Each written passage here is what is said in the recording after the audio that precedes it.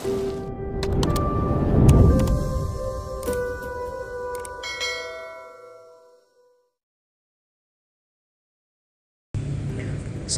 warahmatullahi wabarakatuh. Selamat datang kembali di channel kami Hasil Hidayat.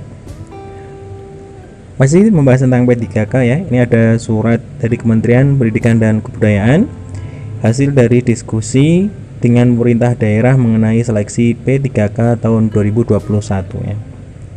Nah, ini banyak sekali pertanyaan-pertanyaan dari teman-teman ya yang muncul. Nah, kemudian terjawab ketika kita memahami dan mencoba membaca dari surat ini. Nah, kita langsung ke pendaftaran ya, di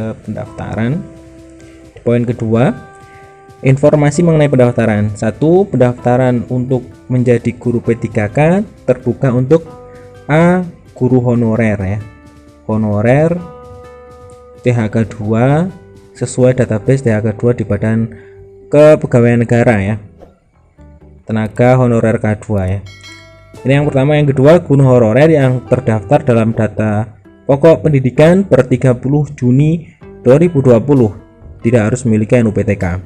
Nah, ini banyak guru yang bertanya, kalau tidak punya NUPTK seperti apa, dan ini dijawab tidak apa-apa ya, tidak harus memiliki NUPTK. Jadi paling akhir dia sudah masuk di 30 Juni ya 2020 itu sudah masuk di Dapodik. Yang C adalah lulusan pendidikan profesi guru yang saat ini tidak mengajar sebagai guru ya.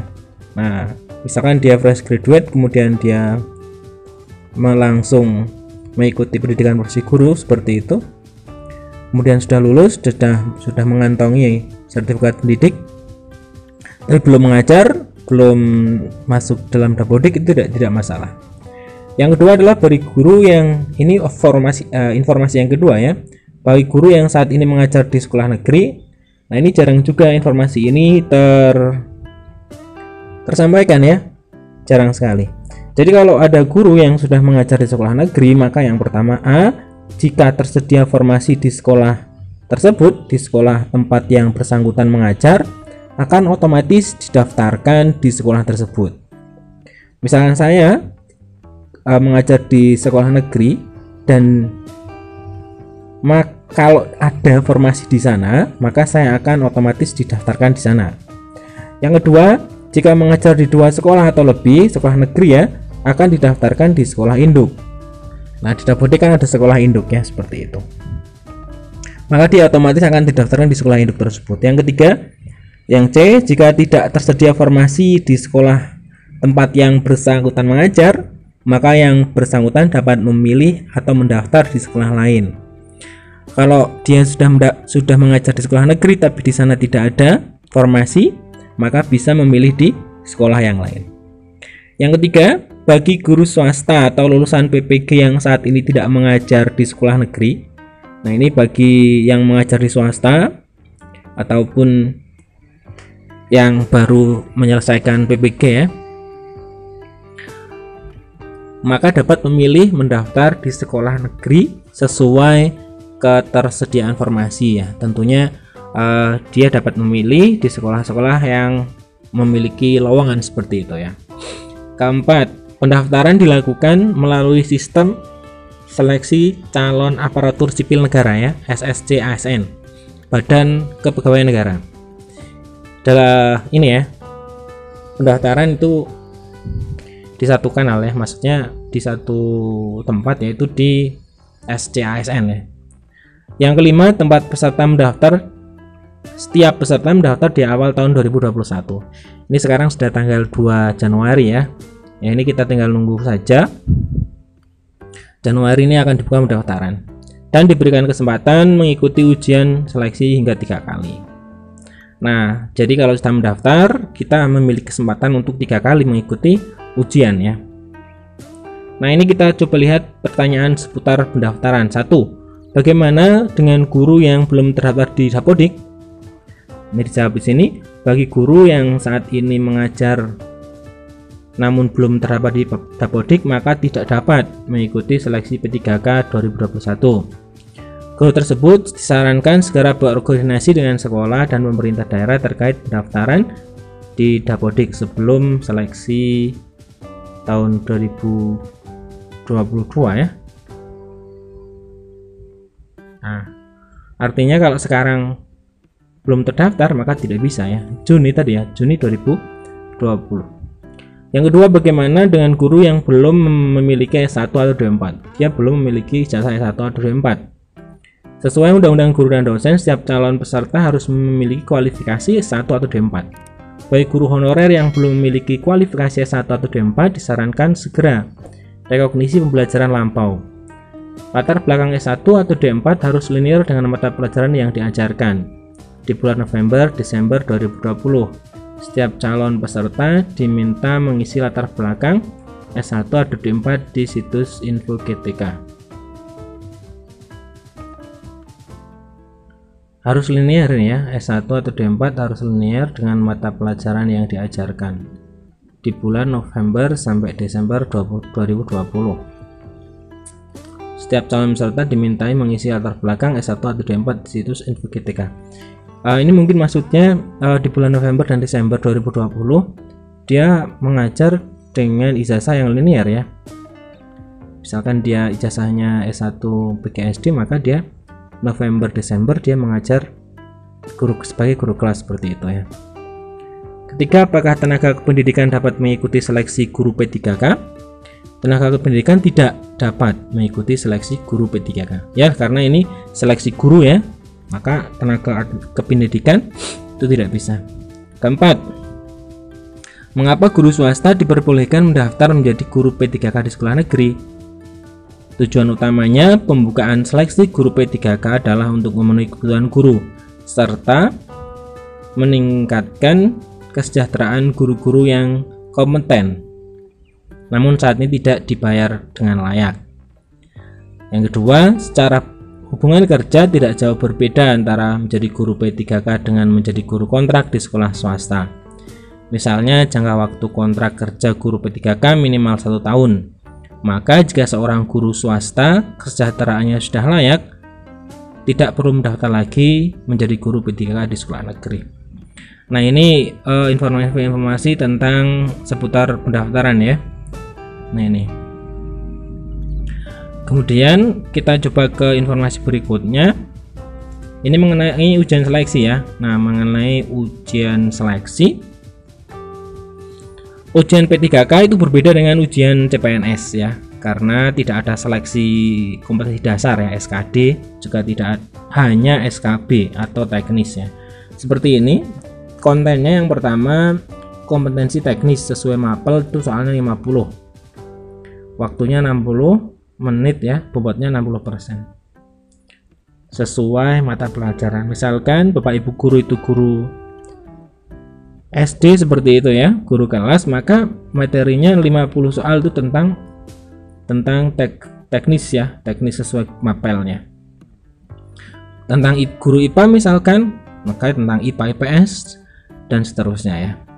Kemudian yang kedua, tes bakat skolastik atau penalaran ya, ini 40 soal, waktunya 60 menit. Penalaran ya, misalkan ada silogisme dan lain-lain tuh ya.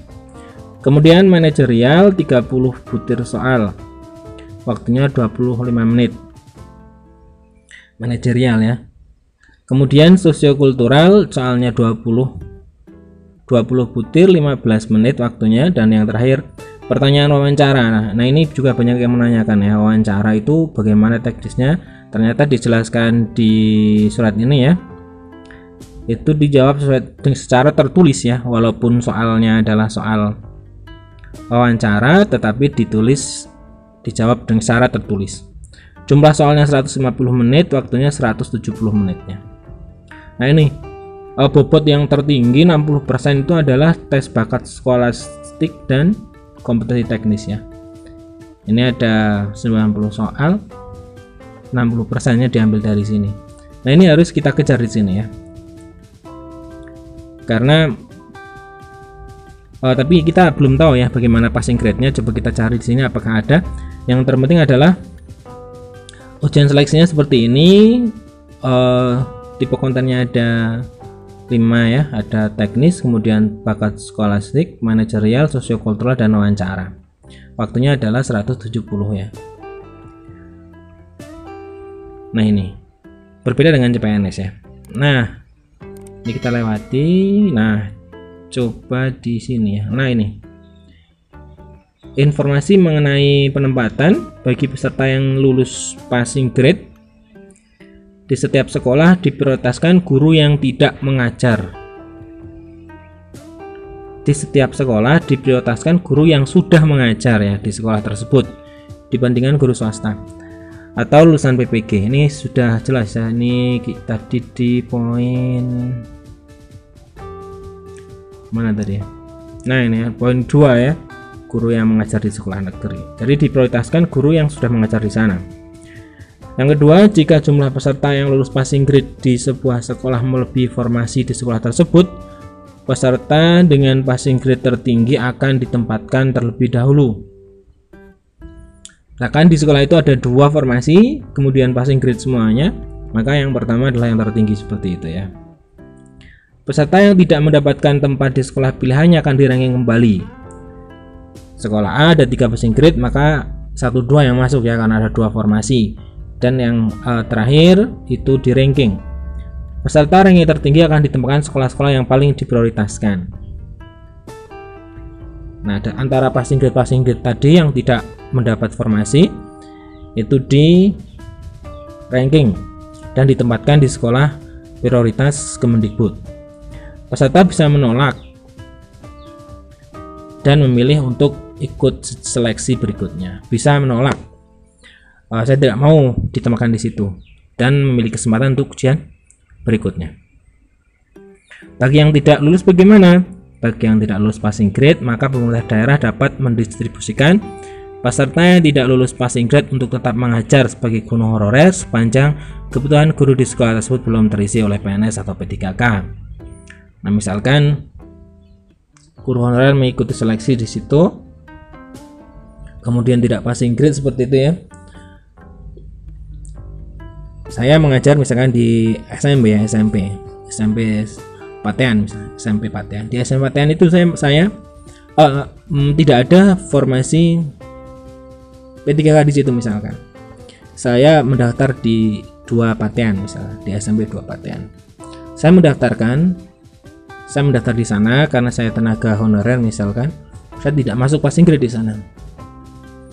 Nah, maka nasib saya seperti apa? Saya itu boleh kembali mengajar sebagai honorer di sekolah asal saya dengan syarat tidak ada PNS atau P3K di sana. Nah, maksudnya seperti itu ya. Yang kedua, pemerintah daerah juga dapat menempatkan peserta yang tidak lulus passing grade sebagai tenaga kependidikan honorer. Nah, ini dikembalikan lagi ke ini ya, pemerintah daerah masing-masing ya.